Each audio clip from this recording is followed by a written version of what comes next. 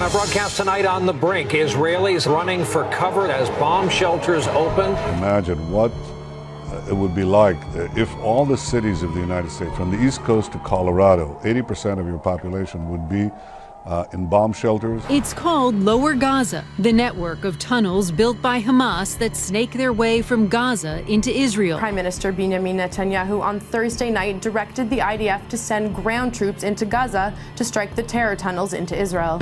Israel and the Palestinian factions have agreed that they are now prepared to implement a 72-hour unconditional humanitarian ceasefire.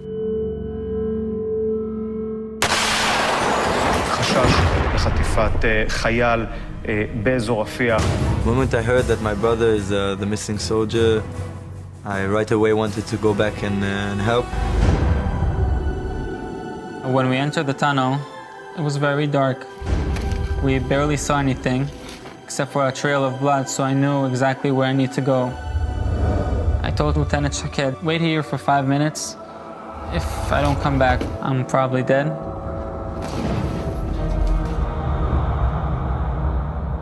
I heard Shaked yelling to me, we have to get out of the tunnel, we have to get out. אני דורשת ממדינת ישראל שלא תעזוב את עזה עד שהיא תחזיר את הילד שלי הביתה.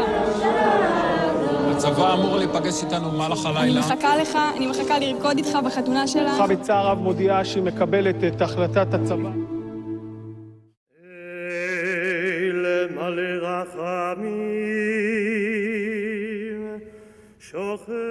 אומרים לנו, אתם לא משפחה שכולה נורמלית. כי אנחנו משפחה חטופה, אנחנו משפחה שבויה. הדר בעצם נחטף, ובדיעבד הגדירו אותו חלל. אני לא יכולה לסבול אף רגע שהוא בידי החמאס.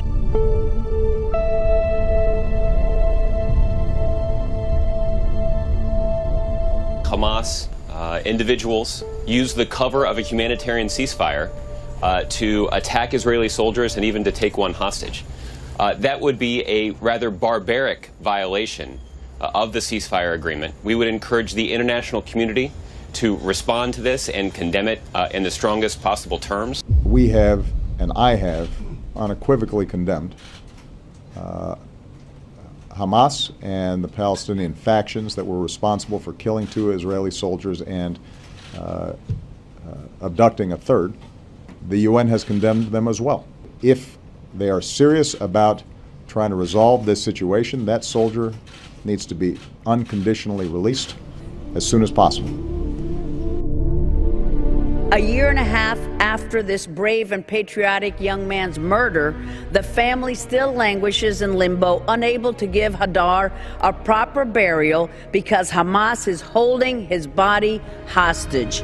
But this was a ceasefire entered into by Israel at the urging of Secretary Kerry and the UN, and they should bear some responsibility for securing Hadar's return home to Israel. We must demand Hadar's return home and support the Goldin family in its efforts to give Hadar a proper burial and put an end to this nightmare.